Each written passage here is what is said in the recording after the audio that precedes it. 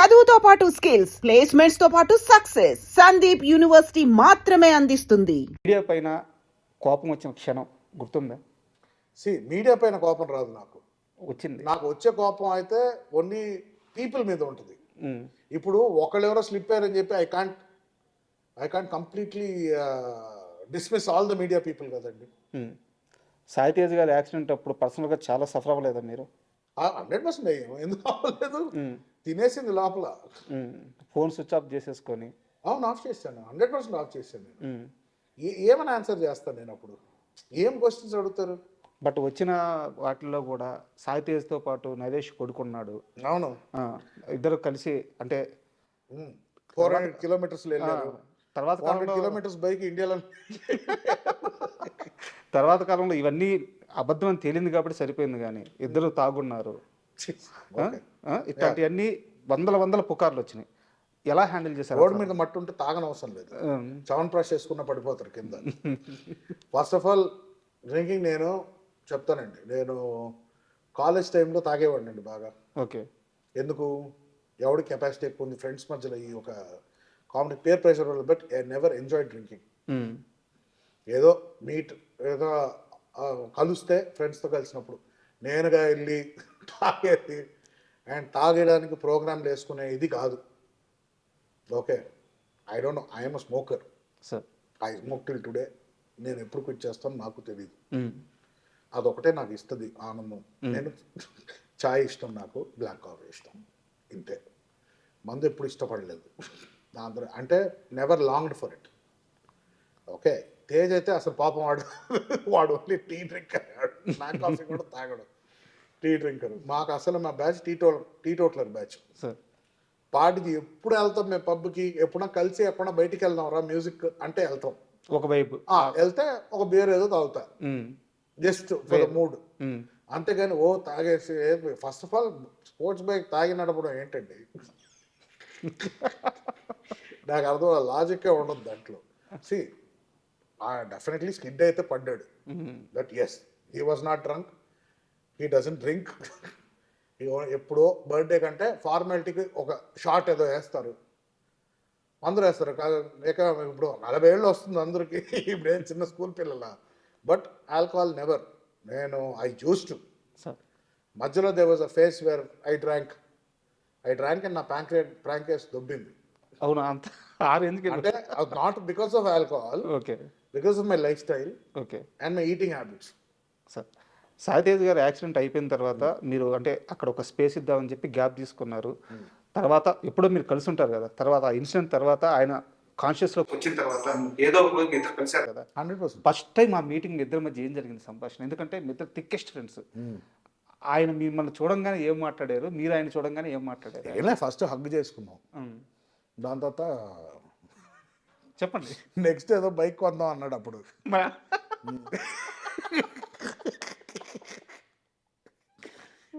So ఆ model పేరు చెప్పి నెక్స్ట్ ఏంటి ఇదా 400 కిలోమీటర్స్ ఎలా వెళ్ళేవారు నువ్వు స్ట్రీట్ ట్రిపుల్ బైక్లో అడిగా. తెలుసా ఆయనకి? మీడియాలో అంతా ఇదంతా నడిచింది ఆయనకి తెలుసా? తెలుసు. పాపం రికవర్ అయ్యే టైంలో రికవర్ అయ్యేటప్పుడు చాలా మెంటలీ డౌన్ ఉంటారు పేషెంట్స్. సో బాడీ డౌన్ ఉంటుంది, ఎనర్జీ లెవెల్స్ డౌన్ ఉంటుంది. ఎందుకంటే మనోడే ఏజ్డ్ పర్సన్ కాదు కదా, ఈ వాజ్ యంగ్, యాక్టివ్, ఎవ్రీథింగ్. ఇప్పుడు ఏంటి, బ్రెయిన్ రెస్పాండ్ అవ్వడానికి టైం పడుతుంది, స్పీచ్ ఇంపైర్మెంట్ ఉంది. సో లోపల మానసికంగా నాకే ఒక 2-3 సర్జరీస్ తర్వాత రికవర్ అయ్యే 15 days చాలా చిరాకుగా ఉంటుంది. ఏం చేయలేకపోతున్నాం, బయటికి వెళ్ళలేకపోతున్నాము, బెడ్లోనే పడుకోవాలి. పాపం అన్ని రోజులు ఈ was there on the bed. So will be frustrated. So వచ్చాక అది కన్సోలింగ్ ఇవన్నీ ఎవడు చేయకూడదని నా ఫీలింగ్. అండ్ నా గురించి తెలుసు, నేను ఏది సీరియస్గా తీసుకోవాలని తెలుసు, unless it is death. But మీలాంటి ఇద్దరు ఫ్రెండ్స్ కలిసినప్పుడు అది ఏ సిచ్యువేషన్ అయినా చాలా ఫార్మల్గా అయితే ఉండదు. ఫార్మల్గా ఎప్పుడు లేదు. ఏదైనా ఎక్కువ నవ్వుకుంటాం, లేకపోతే కోపాల్లో ఉంటాం, అంతే. తిట్టుకుంటాం. మీరు చెప్పారా అదే ఇన్సిడెంట్ తర్వాత నా బైక్స్ అని అమ్మేసాడు నాన్నని? వాడికి చెప్పలే, అమ్మే అయిపోయింది, బైక్స్ ఏమైంది అన్నాడు, అయిపోయినాను. ప్యాకప్. ఏం సార్ మీ ఇద్దరి మధ్య అంత థిక్ రిలేషన్? అంటే అది ఫ్యామిలీ బాండింగ్ లాగా అయిపోయింది. ఎలా సెట్ అయింది అంత స్నేహం ఇద్దరి మధ్య?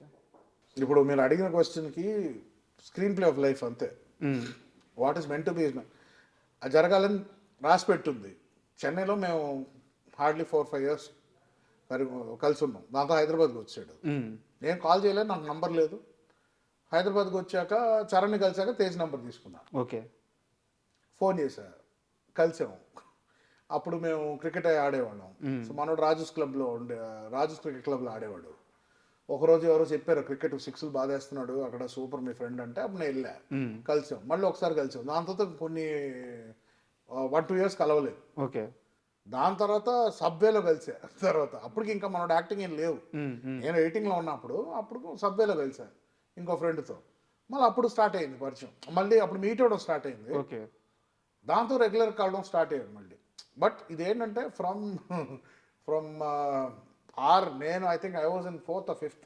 అప్పుడు ఆ టైం నుంచి నాకు ఒక ఎవ్రీ ఫేజ్లో కలుస్తూ ఉండేవాడు. So every time we met, అది ఒక బ్రదర్ బాండింగ్ లాగా అయిపోయింది. అంటే చిన్నప్పుడు ఆ 4-5 years వాడిని బాగా టార్చర్ పెట్టా క్రికెట్ నేర్పించాలని. కొట్టేవాడిని, తిట్టేవాడిని. అవునా?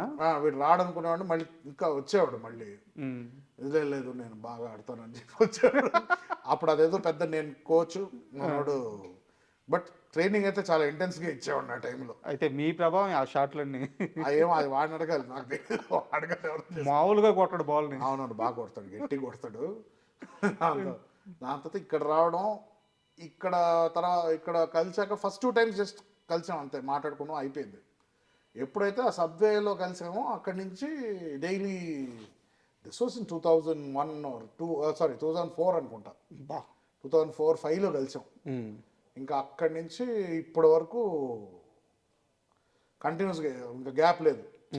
సో ఏంటంటే చిన్నప్పుడు అలా చూశాను కదా, సో ఆటోమేటిక్గా ఒక తమ్ముళ్ళలాగే ఉండేది. ఇది వాడు సక్సెస్ నా సక్సెస్ అని నేను వాడిని ట్రైన్ చేయాలి ఆయనకి ఎందుకో వచ్చింది. నాకు చరణ్తో ఎప్పుడు నాకు అలా లేదు.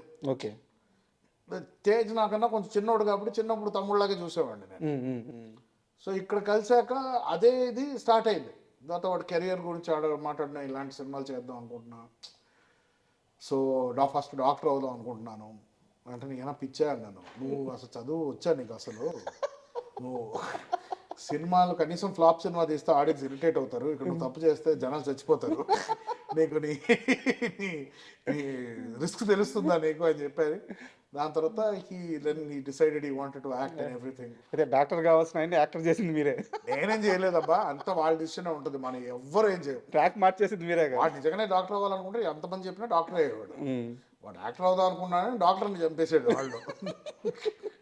స్టెథోస్కోప్తో ఉరి తీసాడు డాక్టర్ని. So it's his decision ultimately. వాడు ఏదైనా అదే కదా whole policy, do what ever you want, but అంతే. బట్ ప్రాపర్గా చేయి అంతే. ఏదున్నా కూడా 100% దిగితే దాంట్లో దిగిపోవాలి అంతే. కానీ వెరీ గుడ్ సోల్ అండి. అంటే ఫస్ట్ టైం కలుస్తుంటే వాళ్ళు ఎంత చిన్న వాళ్ళైనా, ఎంత పెద్ద వాళ్ళైనా, అవును, ఎంత ఆప్యాయంగా దగ్గరికి తీసుకుంటారు, ఎంత ఆప్యాయంగా మాట్లాడతారు. తేజ్ నాకు చిన్నప్పుడు చాలా అండర్ కాన్ఫిడెంట్గా ఉండేవాడు. షై ఎక్కువ, చాలా కొంచెం భయం, షైనెస్ ఎక్కువ. అండ్ చిన్నప్పుడు ఏంటంటే ఆ ట్రైట్స్ ఉండిపోతాయి మనలో. అది యాజ్ వి గ్రో కాన్ఫిడెన్స్ రావచ్చు కానీ, బట్ ఇది ఇప్పుడు is very more confident person, especially after the incident. Him coming back and giving hits change చేసింది. 100% చేంజ్ చేస్తుంది ఎనీ మనిషి అండి. ఒకసారి లైఫ్ అండ్ డెత్ మధ్యలో ఉండి వచ్చామంటే మనిషి 100% మారుతారండి. Everything what you look at, అంటే ప్రతి ఒక ఆస్పెక్ట్ విల్ సీమ్ డిఫరెంట్. ఏ టైం అయినా నేను పోవచ్చు కదా. Why am I taking this seriously? చూసుంటారు కదా, ఎక్స్టెంట్ చూసేస్తారు కదా. ఇంకా 100% మారుస్తుంది మనిషిని. చెప్పాడా ఎప్పుడైనా? చెప్పాడా మామ అయిపోతాను అనుకున్నాను, ఏం అర్థం కాదు? అవంతా అంత డీప్గా ఏం మాట్లాడమండి. ఎందుకంటే మనం కలిసినప్పుడు అది పెట్టకూడదు, అది ఆ ట్రిగర్ పెట్టకూడదు. ఆ ట్రిగర్ అది ఎప్పుడు ఉంటుందో ట్రిగర్. సో అది మైండ్ ఆటోమేటిక్గా స్ట్రెంగ్త్ అయిపోయి, స్ట్రాంగ్ అయిపోయి దాన్ని ఫేడ్ అయిపోద్ది. ఇంకా ఒక పాయింట్ తర్వాత అబ్బా అప్పుడు ఎప్పుడో ఒకటి అయిందని గుర్తుకుంటుంది మనకి అంతే. సో దాన్ని మనం గుచ్చి మాట్లాడడం, టాక్ ఎనీథింగ్ ఎల్స్ అంటే, అన్లెస్ అది నేను బాదర్ చేస్తుందంటే దాని గురించి మాట్లాడతాను. మరి ఇంత క్లోజ్ ఫ్రెండ్స్ ఇద్దరు పెళ్లి గురించి ఆలోచించట్లేదండి? ఎవ్రీడే ఆలోచిస్తాం, ఆ? ఎవరు దొరకట్లేదు. నిజంగా ఆలోచిస్తున్నారా? ఆలోచిస్తామండి, ఎందుకంటే మా ఇంట్లోనే చాలా సక్సెస్ఫుల్ రిలేషన్షిప్స్ ఉన్నాయి.